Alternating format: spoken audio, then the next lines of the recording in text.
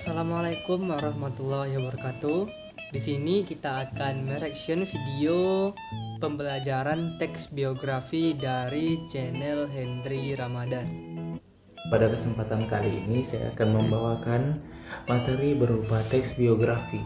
Materi ini adalah materi dari kelas 11. Sebelumnya saya membawakan video ini berkaitan tentang tugas kuliah saya yang diampu oleh Bapak Zulhafiz SPD MPD. Nah, di sini dapat kita lihat Hendry memulai video pembelajaran diawali dengan salam. Selanjutnya dia menjelaskan apa yang akan disampaikan kepada penonton, yakni tentang teks biografi. Nah, namun di sini sedikit koreksi dari saya. Alangkah lebih baiknya di awal itu ataupun selama video disertakan dengan backsound agar para penonton tidak bosan ataupun jenuh ketika melihat video pembelajaran yang akan disampaikan. Oke, selanjutnya Yang pertama yakni ada menelaah teks biografi. Biografi adalah riwayat hidup seseorang yang Nah, di sini dapat kita lihat Hendry menjelaskan tentang apa itu teks biografi terlebih dahulu. Di sini menurut saya sudah cukup baik. Oke, selanjutnya. Yang selanjutnya yakni mengidentifikasi ciri teks biografi berdasarkan isinya. Nah, di sini dapat kita lihat Hendry menjelaskan tentang mengidentifikasi ciri teks biografi berdasarkan isinya. Di sini dapat kita lihat sudah sangat lengkap sekali poin-poin yang dijelaskan oleh Hendry. Namun alangkah lebih baiknya pada slide yang ditampilkan dituliskan poin per poin gitu, tidak terlalu banyak, agar para penonton mudah memahami apa yang akan disampaikan oleh Hendry Ramadan. Kita masuk kepada mengidentifikasi struktur teks biografi. Teks biografi termasuk dalam teks narasi. Oleh karena itu, struktur teks dari biografi juga sama dengan teks cerita ulang lainnya seperti cerpen. Nah, selanjutnya dapat kita lihat Hendry menjelaskan tentang mengidentifikasi struktur teks biografi dan menemukan pola penyajian karakter unggul tokoh dalam teks biografi.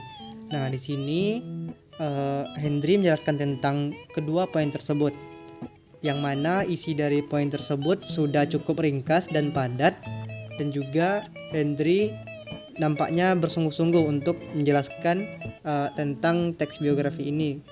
Seperti yang terlihat pada video tersebut, ia sampai menggunakan gerakan-gerakan tangan.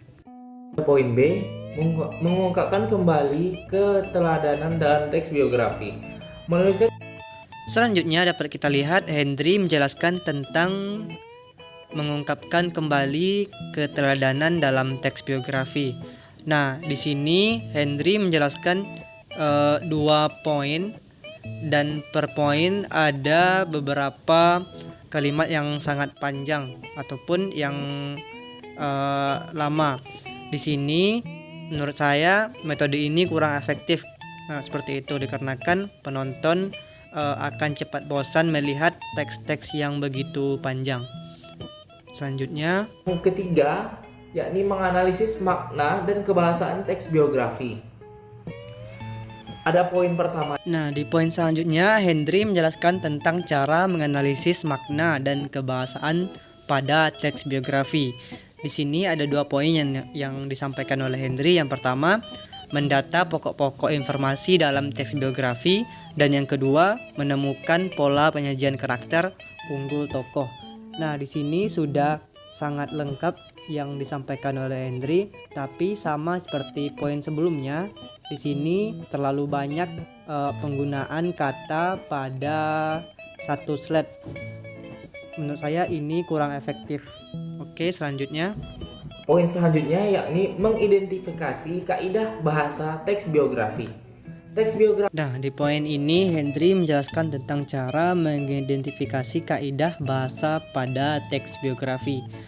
Ini sudah cukup lengkap sama seperti sebelumnya, namun pada koreksi saya juga sama seperti sebelumnya, yakni terlalu banyak kalimat ataupun kata dalam satu slide.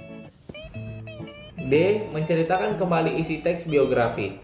Menceritakan kembali teks biografi dengan pola penyajian yang berbeda, yakni 1. Bacalah teks biografi tersebut, kemudian baca kembali hasil kerjamu pada Nah, di poin terakhir Henry menjelaskan tentang cara menceritakan kembali isi teks biografi. Di sini terdapat 2 poin. Yang pertama, menceritakan kembali teks biografi dengan pola penyajian yang berbeda, dan yang kedua, menceritakan kembali teks biografi dengan bahasa yang berbeda. Nah, di sini Henry sudah cukup lengkap ataupun tujuan dari apa yang disampaikan sudah dapat terpenuhi. Namun alangkah lebih baiknya di setiap video ditampilkan backsound agar para penonton tidak bosan melihat video yang akan disajikan. Dan juga pada satu slide, koreksi dari saya, tidak harus menggunakan banyak kata ataupun kalimat. Jadi dibuat per slide itu setidaknya kurang lebih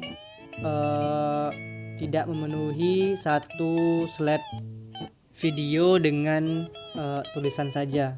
Nah, baik, sekian reaction video dari saya. Semoga video pembelajaran makin banyak disampaikan lewat kanal YouTube, dan juga menjadi koreksi kita sebagai pembuat video pembelajaran untuk membuat video di masa yang akan datang. Terima kasih.